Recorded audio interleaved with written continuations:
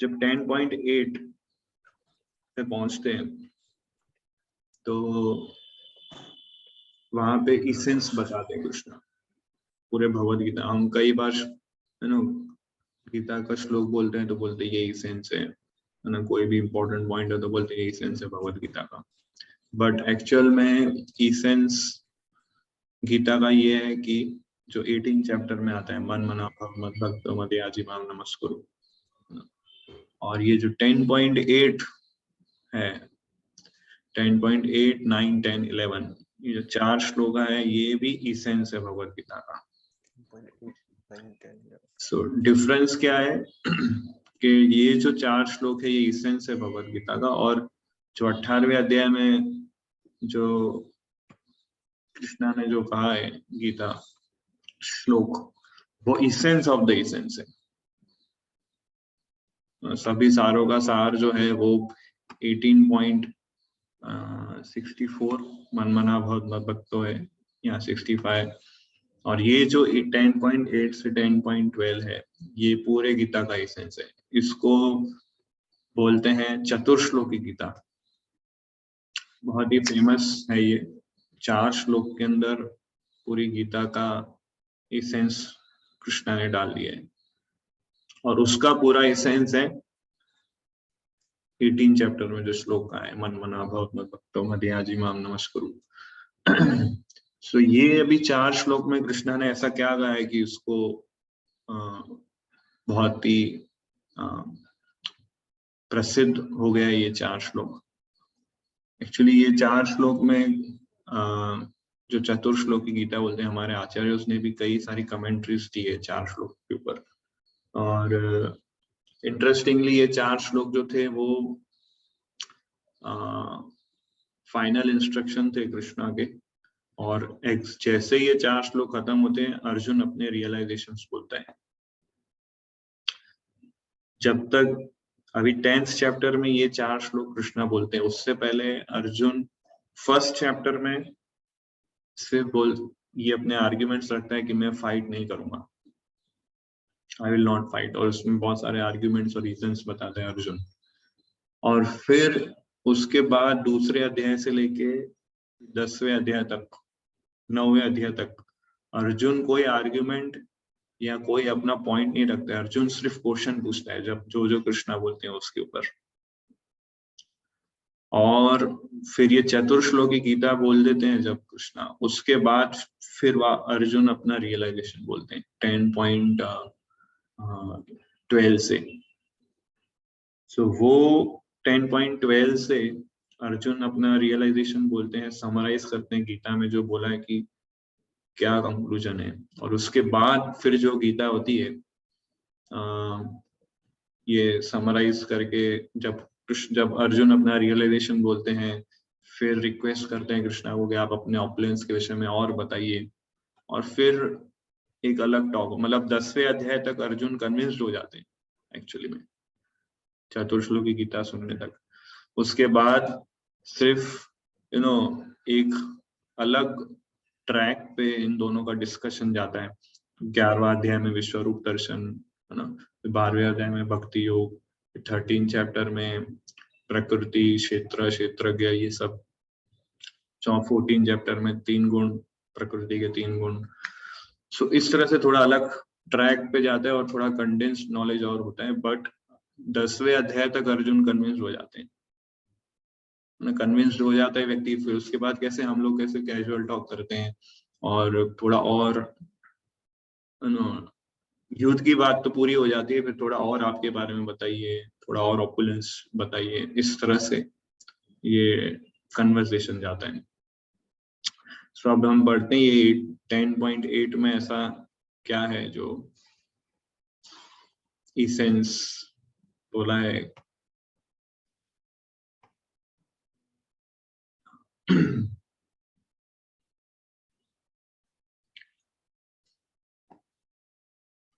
हम सर्वस्य प्रभवो मत्तः सर्वं प्रवर्तते इति मत्वा भजते मां बुधभाव समान्विता।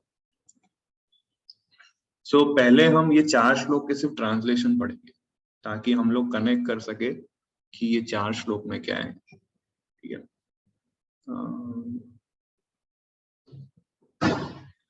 सो अहम सर्वस्य प्रभवो मत्तः सर्वं प्रवर्तते। किस हम सर्वस्य प्रभो, आई am the source of everything. मत्तः सर्वं प्रवर्तते, मुझ में से सब कुछ प्रवर्त हुआ है, सब कुछ मुझ में से ओरिजिन हुआ है। इति मत्वा भजते भजन्ते माम, इति मतलब जो ये समझ जाता है वो क्या करता है, भजन्ते माम, मेरे भजन में लग जाता है। किस तरह से भजन करता है, बुध भाव समान समन्विता, with full intelligence and with full bhav, emotions के साथ। पढ़िए translation. Translation. I am the source of all spiritual and material worlds. Everything emanates from me.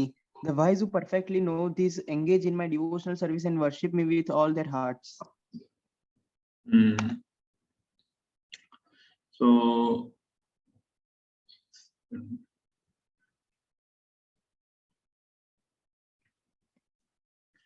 इस श्लोक में कृष्णा बताते हैं कि I am the source of everything. जो भी अभी स्पिरिचुअल वर्ल्ड और मटेरियल वर्ल्ड दोनों का सोर्स मैं हूँ, सब कुछ मुझसे ही उत्पन्न हुआ है ना। स्पिरिचुअल वर्ल्ड भी मुझसे उत्पन्न हुआ है और पूरा मटेरियल वर्ल्ड भी उत्पन्न हुआ है, इसके अलावा कुछ है ही नहीं क्रिएशन में, और तो सब कुछ कवर हो गया इसके अंदर। और बोल रहे हैं उन सब चीजों का स्रोत मैं हूँ। मतलब इसमें पूरा कंक्लूजन बता दिया कि I am the source of everything, I am the supreme personality of godhead. और इसके एक श्लोक पहले भी कृष्णा बोलते थे सारे देवी देवता भी मुझसे उत्पन्न हुए हैं, सारे ऋषिगण भी मुझसे उत्पन्न हुए हैं। सब कुछ मटेरियल और स्पिरिचुअल वर्ल्ड में जो कुछ भी है, जो भी व्यक्ति है, जो भी चीजें हैं, सब कुछ। और ये जो व्यक्ति समझ जाता है, इंटेलिजेंट व्यक्ति जो ये समझ जाता है, वो मेरी भक्ति में लगता है और with worship me with all there hearts, हृदय से मेरी भक्ति में वो लग जाता है, ये सुनने, ये समझने के बाद। ठीक है, 9th श्लोक में क्या बोलते हैं, मच्चित मतगत प्राण बोधयंत परस्परम कथयंतश्च माम नित्यम तुष्यन्ति च रमन्ति च। Translation. The thoughts of my pure devotees dwell in me, and their lives are fully devoted to my service, and they derive great satisfaction and bliss from always enlightening one another and conversing about me. So अभी ये श्लोक में कृष्णा 8वें श्लोक में क्या बोलते हैं, they engage in my devotional service and worship me with all their hearts, मेरी भक्ति में लगते हैं। 9वें श्लोक में बताते हैं कि किस तरह से वो भक्ति करते हैं मेरे भक्त लोग, किस वे से मेरी भक्ति करते हैं। तो क्या बोलते हैं कि thoughts of my pure devotee dwell in me, their lives are fully devoted to my service, derive great satisfaction and bliss by enlightening one another and conversing about me। तो ऐसे भक्त जो समझ जाते हैं कि I am the source of everything, वो किस तरह से मेरी भक्ति में लगते हैं कि इनका मन जो है हमेशा मुझ में लगा होता है, और मत चित्ता मत गता प्राण, मैं उनका लाइफ एंड सोल बन जाता हूँ। और ये भक्त लोग मेरे विषय में गुणगान करते हैं और आपस में मेरे विषय में डिस्कस करते हैं, और तुष्यंती च रमन्ति च, उसमें उनको सेटिस्फैक्शन और ब्लिस का अनुभूति होता है। और सो ये इसके अंदर बोल देते हैं कृष्णा कि किस भाव से, किस वे से मेरी भक्ति में ये इंटेलिजेंट व्यक्ति लगा होता है, किस तरह से वो डिवोटेड होते हैं। और तो पहले 2 श्लोक में कृष्णा बताते हैं कि भक्त क्या करता है। पहले तो वो इनलाइटेंड हो जाता है कि उसको रियलाइज हो जाता है कि I M source of everything, और वो रियलाइज करने के बाद मेरे भजन भक्ति में लग जाता है दूसरे भक्तों के संग में। अब नेक्स्ट 2 श्लोक में हर बार मेरे को इधर बोल रहा हूँ, मैं आपको इधर ही बैठना, हर बार उधर जाके फिर कैसे बार बार मेरे को अच्छा नहीं लगता है ना ऐसा बोलना। एक इंस्ट्रक्शन इनफ होता है समझने के लिए। सो नेक्स्ट 2 श्लोक में कृष्णा बोलते हैं कि मैं कैसे रेसिप्रोकेट करता हूँ डिवोटीज के साथ। पहले 2 श्लोक में डिवोटीज कैसे भक्ति करते हैं, और नेक्स्ट जो श्लोक में वो भक्ति का रिस्पॉन्स कैसे देते हैं कृष्णा। सो 10.10 में ये आता है, तेषां सतत युक्तानां भजतां वृत्तिपूर्वकं ददामि बुद्धि योगम तम येन माम उपयान्ति ते। Yes, To those who are constantly devoted to serving me with love, I give the understanding by which they can come to me. सो अब कृष्णा कैसे रेसिप्रोकेट करते हैं कि मैं फिर उनको बुद्धि प्रदान करता हूँ। आई गिव द अंडरस्टैंडिंग, ददामी बुद्धि योगम, ताकि वो मेरे पास आ सके। तो ये 10वां श्लोक कि कृष्णा कैसे रेसिप्रोकेट करते हैं, बुद्धि योग देके, बुद्धि प्रदान करके। और फिर 11वें में बोलते हैं कि किस तरह से वो बुद्धि प्रदान करते हैं, एग्जैक्ट पूरा इंफॉर्मेशन देते हैं। मैं बुद्धि प्रदान करता हूँ, ओके, बट कैसे वो बुद्धि प्रदान करते हैं। 10.11 तेषामेवानुकंपार्थम अहम अज्ञानजं तमः नाशयाम्य आत्मभावस्थ ज्ञान Dipen भास्वता। To show them special mercy, I, dwelling in their hearts, destroy with the shining lamp of knowledge the darkness born of ignorance. इस तरह से कृष्णा क्या करते हैं कि उनके हृदय में ज्ञान का दीप जलाते हैं और अज्ञान का अंधकार दूर करते हैं। इस तरह से वो एनलाइटन करते हैं अपने डिवोटीज को, उनको स्पेशल मर्सी देके। ये 4 श्लोक, पहले 2 श्लोक भक्त के विषय में, दूसरे 2 श्लोक कृष्णा कैसे रेसिप्रोकेट करते हैं उन डिवोटीज के साथ, उनको एनलाइटन करके। सो 10.8 में बता दें कि जब भक्त ये समझ जाता है कि कृष्णा का पोजीशन क्या है, तो वो उनके भक्ति में लग जाता है 10.9, और फिर एनलाइटेंड हो जाता है 10.10 और 11। सो ये 4 श्लोक बेसिकली बताता है कृष्णा और उनके डिवोटीज का किस प्रकार से रेसिप्रोकेशन होता है। एकदम कंडेंस्ड फॉर्म में 4 श्लोक के अंदर कृष्णा ने बता दिया किस तरह से मेरे भक्त मेरे बारे में समझ के भक्ति में लगते हैं और मैं कैसे रेसिप्रोकेट करता हूँ। पूरा श्रीमद् भागवतम ये 4 श्लोकों को ही एक्सप्लेन करता है कि भक्त कैसे अपने भगवान की भक्ति में लगता है और कृष्णा कैसे उसको रेसिप्रोकेट करते हैं, कैसे उनको प्रोटेक्ट करते हैं, कैसे उनको मेंटेन करते हैं। तो इसलिए चतुर्श्लोकी गीता जो है एक माइक्रो, एक जैसे होता है ना कि मेमोरी कार्ड होता है, 32 GB का मेमोरी कार्ड है। जैसे मेरे पास एक 32 GB का मेमोरी कार्ड है, उसके अंदर प्रभुपाद के सारे लेक्चर्स हैं जितने भी दिए उन्होंने। 30 GB का पूरा डेटा है वो, भागवतम, गीता, चैतन्य चेतामृत, मॉर्निंग वॉक, रूम कन्वर्सेशन, तो इतना सारा डेटा जो है वो सिर्फ एक छोटी चिप में। तो इसी तरह कृष्णा ने पूरा स्पिरिचुअल नॉलेज ये 4 श्लोक में डाली। इसको डिकोड करना हमें आना चाहिए। जैसे हम चिप देखते हैं तो हमें चिप को देखने से ये नहीं पता चलेगा इसके अंदर क्या है, कुछ सुनाई नहीं दे रहा है, किताब बोल रहे लेक्चर है, कहाँ कुछ सुनाई नहीं देता है। तो ऐसे हम डिकोड नहीं कर सकते। चिप को डिकोड करने के लिए एक इंस्ट्रूमेंट चाहिए, उस इंस्ट्रूमेंट के अंदर डालेंगे फिर वो मैनिफेस्ट होता है वो साउंड।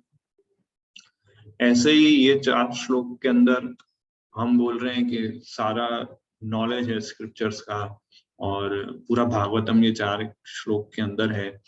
तो ये हमें ऐसे डिकोड नहीं कर पाएंगे सिर्फ पढ़ लिया और समझ गए, इसमें हमें इंस्ट्रूमेंट चाहिए। तो वो इंस्ट्रूमेंट क्या है? हमारे पूर्व आचार्यों की कमेंट्रीज वो इंस्ट्रूमेंट है, और डिवोटीज का एसोसिएशन। तो इस एसोसिएशन में रहकर जब हम ये श्लोक डिस्कस करते हैं, गीता डिस्कस करते हैं, तभी वो डिवाइन नॉलेज मैनिफेस्ट होता है। सो हम लोग स्टार्ट करते हैं 10.8 से।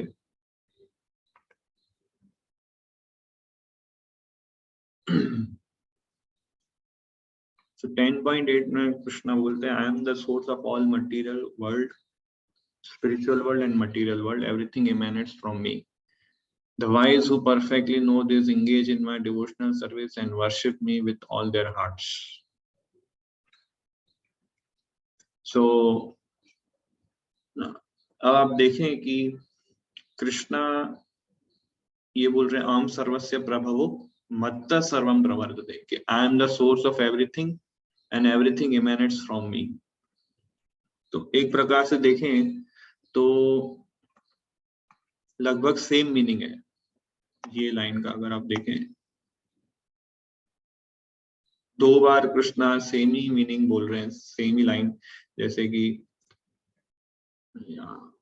ये 2 है लाइन, ये दोनों लाइन का मीनिंग प्रैक्टिकली सेम है। अहम सर्वस्य प्रभवो मत्त सर्वम प्रवर्तते, I am the source of everything, everything emanates from me, right. तो 2 बार क्यों बोल रहे हैं ये कृष्णा? 2 बार इसलिए बोल रहे हैं कि पहली बार रिपीट क्यों कर रहे हैं कृष्णा ये, कि इसमें ये बताते हैं कृष्णा के मैं सिर्फ इन सब चीजों का सोर्स भी नहीं हूं, बट मैं इन चीजों को मेंटेन भी करता हूँ। इसलिए 2 बार ये रिपीटेशन होता है। I am not only the source of everything but I am maintaining also. So in other words, Krishna बोल रहे हैं I am the cause of everything, I am the maintainer of everything. So कोई भी चीज का जो cause होता है ना, जैसे 3 चीजें होती है उसमें, एक immediate cause, एक remote cause, एक ultimate cause। जैसे ट्रेन चलती है ना, देखते हैं रेलवे स्टेशन पे ट्रेन चलती है, इसके पीछे डब्बा है और एक जो वेगन है वो मूव कर रहा है। उसका इमीडिएट कॉज क्या है कि आगे वाला जो डब्बा है वो मूव कर रहा है, इसलिए ये वेगन जो है मूव कर रहा है, ये इमीडिएट कॉज हो गया। रिमोट कॉज क्या हो गया? इंजन, क्योंकि इंजन चल रहा है इसलिए सारे जो पीछे वेगन्स लगे हुए हैं वो चल रहे हैं। और अल्टीमेट कॉज क्या हो गया? ड्राइवर। ड्राइवर जब तक इंजन स्टार्ट नहीं करेगा तब तक ट्रेन मूव नहीं करेगी, तब तक इंजन मूव नहीं करेगा, तब तक ये वेगन सारे मूव नहीं करेंगे। सो कोई भी चीज होती है उसमें 3 चीज होती है, इमीडिएट कॉज, रिमोट कॉज और अल्टीमेट कॉज। तो कृष्णा जो है सभी चीजों के अल्टीमेट कॉज है। सो इमीडिएट कॉज और रिमोट कॉज में हमें कृष्णा दिखाई नहीं देते। हमें लगता है ये तो इंजन ही चला रहा है, हमें लगता है ये आगे वाला जो डब्बा मूव कर रहा है इसलिए ये डब्बा मूव कर रहा है। बट अल्टीमेट कॉज जनरली हम देख नहीं पाते हैं हमारे अज्ञानता की वजह से। तो इंटेलिजेंट व्यक्ति जो है, कृष्णा इसमें बोल रहे हैं बुधा भाव समान्विता। बुधा शब्द जो है उसका मीनिंग है इंटेलिजेंस, उसका मतलब। तो इंटेलिजेंट व्यक्ति जो है वो अल्टीमेट कॉज को हमेशा ध्यान में रखता है। जैसे फॉर एग्जाम्पल आपके सामने इधर दूध का ग्लास रखा है, कोई आपको दूध दे रहा है, मिल्क। तो डिवोटी कैसे कनेक्ट करता है इस मिल्क को? कृष्णा ने प्रोवाइड किया है, कृष्णा अल्टीमेट कॉज है। तो मिल्क कहाँ से आया? डेयरी से। तो डेयरी ने मिल्क सबको प्रोवाइड करी, उससे डेयरी से आया। डेयरी को दूध कहाँ से आया? गाय से, काऊ। काऊ ने दूध कैसे प्रोड्यूस किया? घास खा के। ठीक है, अब वो घास कहाँ से आई? बारिश से। बारिश होगी तब ये घास उगेगी। बारिश कहाँ से आई? बादलों से। बादल में के अंदर और वो बादल कहाँ से आते हैं? समुद्र से। समुद्र से बादल कैसे बनते हैं? सूर्य से। तो सूर्य क्या है? कृष्णा बोलते हैं गीता के अंदर, sun and moon are my eyes. तो इस तरह से वो कनेक्ट करता है कि दूध जो है, Krishna is the ultimate cause. सूर्य नहीं होगा तो बादल नहीं बनेंगे, तो बारिश नहीं होगी तो घास नहीं होगी, तो गाय खाएगी क्या और दूध क्या देगी, और फिर डेयरी वाले क्या दूध लेंगे, हमको प्रोवाइड करेंगे। इस तरह से डिवोटी हर एक चीज को कनेक्ट करता है कृष्णा से। सो अभी ये दूध वाले एग्जांपल में इमीडिएट कॉज क्या है? दूध का, डेयरी। रिमोट कॉज क्या है? गाय।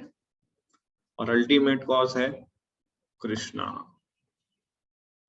तो सन से अल्टीमेटली ये तो चीजें निकलती है, और सन जो है, sun and moon are my eyes. और ब्रह्मा संहिता में भी सन जो है इस तरह से ब्रह्मा जी भी बोलते हैं कि अशेष तेजा, के अनलिमिटेड एफल्जेंस सूर्य में से निकल रहा है जो कभी खत्म नहीं होता है, और that is because Krishna is the origin of sun.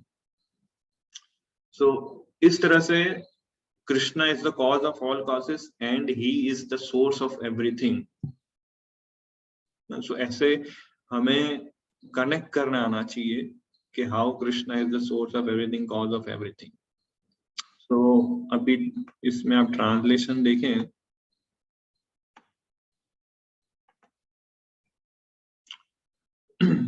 so source इस तरह से हमें जब कनेक्ट करना सीखेंगे तभी हम समझ पाएंगे कि Krishna is the cause of all causes. और जब ये समझ जाएंगे, कृष्णा बोल रहे हैं, जब व्यक्ति ये समझ जाता है ना, तभी वो मेरी भक्ति में लग सकता है with intelligence and with full heart emotions के साथ।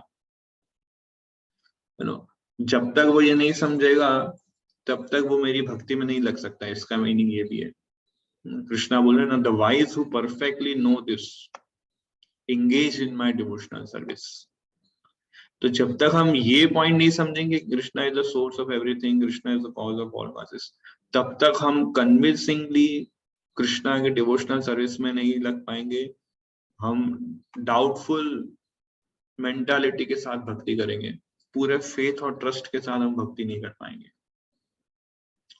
और इसलिए प्रभुपाद परपोर्ट, इस श्लोक के परपोर्ट की ओपनिंग लाइन में लिखते हैं कि जो ज्ञानी लोग जो होते हैं, चलो समझ लें कि हम लोग ये समझ गए कि Krishna is the cause of all causes, और है ना, सब हमने स्क्रिप्चर्स पढ़ लिए, हमने लॉजिकली भी एक्सप्लेन कर लिया कि Krishna is the cause of all causes, फिर भी वो भक्ति में नहीं लग सकता, क्योंकि अकेला ज्ञान ही काफी नहीं है भक्ति में कन्वर्ट करने के लिए। इसलिए कृष्णा बोल रहे हैं with all there hearts, with full hearts provide करिए, with full attention and emotion के साथ लगता है। पढ़िए इसका first highlight. A learned scholar who has studied the Vedas perfectly and has information from authorities like Lord Chaitanya, and who knows how to apply these teachings, can understand that Krishna is the origin of everything in both the material and spiritual worlds. And because he knows this perfectly, he becomes firmly fixed in the devotional service of the Supreme Lord. He can never be divided from any amount of nonsensical commentaries or by fools. So ऐसा व्यक्ति जो है वो ritualistic worship नहीं करता है, but भाव समान्विता with full hearts, है ना। सो एक्चुअली ये श्लोक में इनडायरेक्टली कृष्णा ये भी पॉइंट आउट कर रहे हैं कि जो ज्ञानी लोग जो होते हैं, जो वेदांतिस्ट लोग जो होते हैं, जो शास्त्र पढ़ते रहते हैं, ज्ञान के विषय में जानने का प्रयास करते रहते हैं, और इनको एक स्टेप आगे जाना पड़ेगा मेरी भक्ति में अगर उनको एंटर करना है तो। दे हैव टू, है ना, इंटेलेक्चुअल थियरी जो लोग पढ़ते हैं बहुत लोग, उनको प्रैक्टिकल रियलाइजेशन करना पड़ेगा।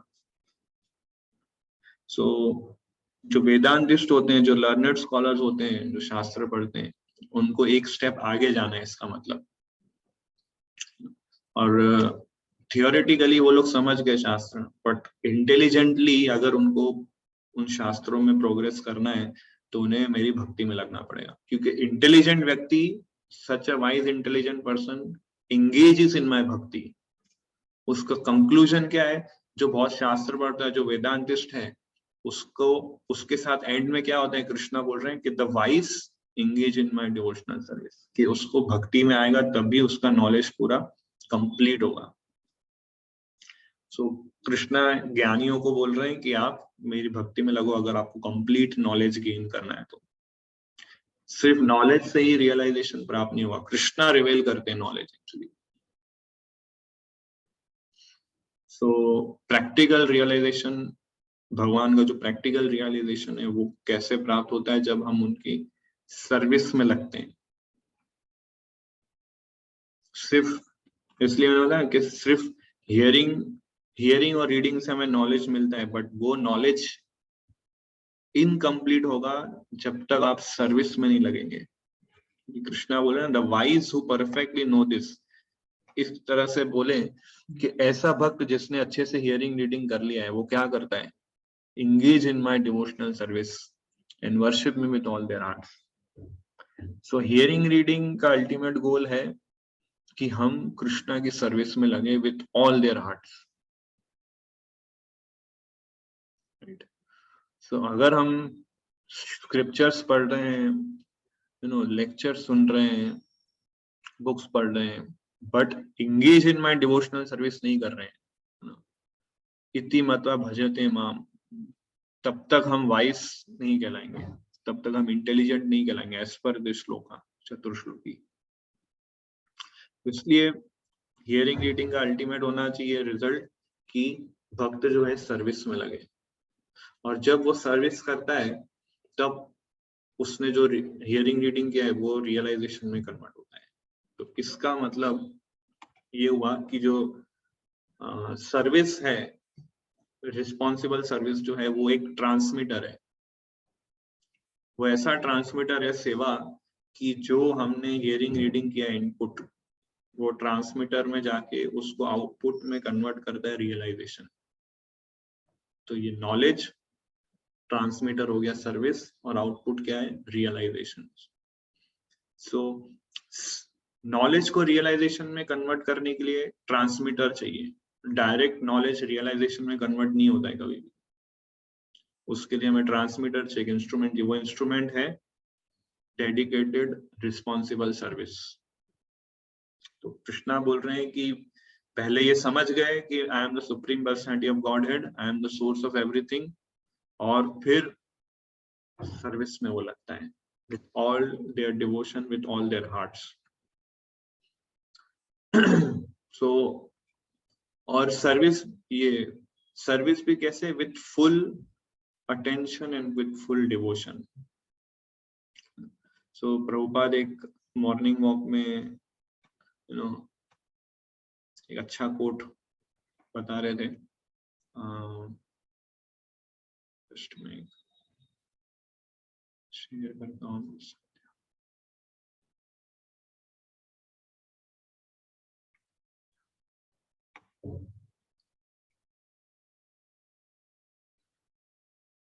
यस ब्रो, ये कोट है, ये मैं नोट में अपने जस्ट कॉपी पेस्ट किया.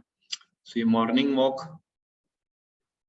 3 अप्रैल 1974 बॉम्बे में प्रभुपाद जी कहते हैं. पढ़िए. Yes, this is the actual essence of Bhagavad Gita. Aham sarvasya prabhavo matta sarva pravartate. I am the origin of everything. Aham sarvasya prabhavo and matta sarva. Sarva means including Brahma, Vishnu and Maheshwara. Sarvam. Matta sarva pravartate iti matva. One who understands this bhajante, so just the bhajan is for whom iti matva. One who understands that Krishna is the origin of everything, even the original demigods, Brahma, Vishnu, Maheshwara, when understands perfectly this thing, then his bhajan is perfect. फिर आगे doctor Patel बोल रहे हैं बुद्धा भाव समान्विता, और फिर प्रभुपाद क्या बोल रहे हैं, भाव भाव. Bhav means love, feelings of love. Oh, Krishna is so great. So with full feelings के साथ डिवोटी इंगेज होता है कृष्णा की सर्विस में. ऐसा नहीं कि बहुत बड़ा बर्डन आ गया सेवादार है, अभी इसको प्रभु जी ने कहा है तो पूरा करना है यार. विद फीलिंग नहीं आ रहा है तब तक हम वो नॉलेज को कन्वर्ट नहीं कर पाएंगे रियलाइजेशन में. और एक्चुअली नॉलेज को जब तक आप रियलाइजेशन में कन्वर्ट नहीं कर पाओगे तब तक हम भक्ति के अंदर मिस्टेक्स करते रहेंगे, तब तक हम नियम तोड़ते रहेंगे, नहीं चाहते हुए फिर भी नियम टूटते जाएंगे, कि रियलाइजेशन में कन्वर्ट नहीं हुआ है नॉलेज. नॉलेज रियलाइजेशन में कन्वर्ट होता है, वो सबसे बड़ा गिफ्ट है कृष्णा का अपने भक्तों के प्रति. कि एक बार रियलाइजेशन आ गया फिर उसका कभी फॉल डाउन नहीं होता है. वो ऐसे स्तर पे आ जाता है कि इटरनली वो नीचे नहीं गिरता है अपने स्टैंडर्ड से. जब वो रियलाइजेशन जब उसको आ जाता है, तो वो रियलाइजेशन लाने का प्रोसेस है ये सर्विस, रिस्पॉन्सिबल सर्विस. सो जब हम ये सर्विस करते हैं तब हमें ये गिफ्ट मिलता है रियलाइजेशन का. तो ये स्कॉलर्स लोग होते हैं, जो इंटेलेक्चुअल फिलोसोफर लोग होते हैं, उनको ये पता नहीं है कि इस प्रकार से हमें with full feeling, with full love हमें कृष्णा को सरेंडर होना है और उनकी सर्विस करनी है। सो इसलिए ज्ञानी लोग का भी इतना एडवांसमेंट नहीं होता है। सो यहाँ पे कृष्णा स्ट्रेस दे रहे हैं, इम्पोर्टेंस किस पे स्ट्रेस दे रहे हैं कि हार्ट फेल्ट फीलिंग्स, हृदय के साथ मेरे भजन भक्ति में लगे। सो ये पॉइंट पे कृष्णा ज्यादा स्ट्रेस कर रहे हैं। सो नेक्स्ट क्लास में हम 10.9 लेंगे। सो आई वाज थिंकिंग कि हर एक श्लोक पे इंडिविजुअली क्लास ले और समझे एक्चुअली चतुर्श्लोक की गीता को अलग अलग एंगल से समझने का। सो किसी का कोई प्रश्न है तो पूछ सकते हैं।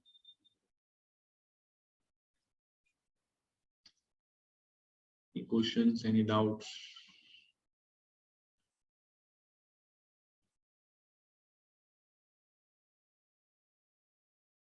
यस चिराग प्रभु। कृष्णा प्रभु। प्रभु हम ये कैसे पता करें कि हमारी रिस्पॉन्सिबल सर्विस क्या है? हमारी रिस्पॉन्सिबल सर्विस क्या, कैसे पता चलेगा कि अगर मैं वो सेवा नहीं करूंगा तो सेवा नहीं होगी, तो ये रिस्पॉन्सिबिलिटी आ गई। और मतलब हमारे ऊपर ही सब, हमने रिस्पॉन्सिबिलिटी मतलब क्या कि हम अकाउंटेबल हो गए वो सेवा के, ठीक है। वो सर्विस की जिम्मेदारी, मतलब अगर अथॉरिटी पूछती है सेवा का क्या है, तो मैं उसका आंसरेबल व्यक्ति हूँ कि कितना पूरा हुआ, कितना बाकी है, कितना पेंडिंग है ना। जैसे हम बोले प्रसाद डिस्ट्रीब्यूट करिए आप, तो वो रिस्पॉन्सिबल वाली सेवा नहीं है। आप प्रसाद डिस्ट्रीब्यूट नहीं करोगे तो कोई और कर लेगा, तो इसका मतलब वो रिस्पॉन्सिबल वाली सेवा नहीं है। कोई ना कोई कर ही लेगा, आप नहीं करोगे तो। बट अगर आपको ऐसा बोला जाए कि आपको गीता मैराथन में 500 भगवत गीता डिस्ट्रीब्यूट करनी है, तो ये रिस्पॉन्सिबल वाली सेवा है कि यस 500 गीता हमारे अथॉरिटी ने हमें बताया कि ये डिस्ट्रीब्यूट करना है, मीन्स वो करना है। नहीं हुआ तो फिर मैं कैसे आंसर दूंगा मेरी अथॉरिटी को? तो ये रिस्पॉन्सिबल वाली सेवा है। तो ये रिस्पॉन्सिबल वाली सेवा करने से वो नॉलेज रियलाइजेशन में कन्वर्ट होता है। इसको बोलते हैं, इसको एक्चुअल सर्विस बोलते हैं, with full feeling, with full heart के साथ। कैजुअल सेवा नहीं कि ठीक है मृदंग बजा दिया, करताल बजा दिया, प्रसाद डिस्ट्रीब्यूट कर लिया, या फिर थोड़ा क्लीनिंग कर लिया, प्रभु जी ने बोला है थोड़ा रूम क्लीन कर दो। तो ये सब भी ठीक है, सर्विस है, बट वो गिफ्ट नहीं मिलता है हमें उतना जितना रिस्पॉन्सिबल वाली सर्विस रहती है। और क्वेश्चंस कुछ?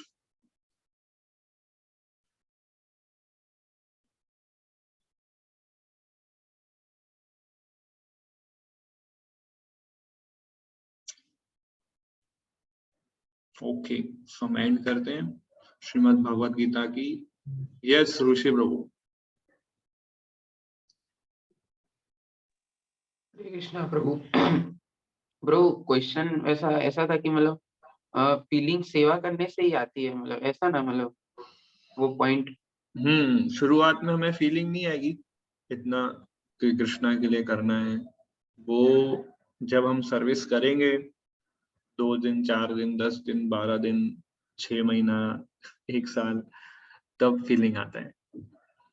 बट अभी उसके अंदर फीलिंग कैसे जोड़ें, उसके लिए हियरिंग रीडिंग पैरेलली करना चाहिए।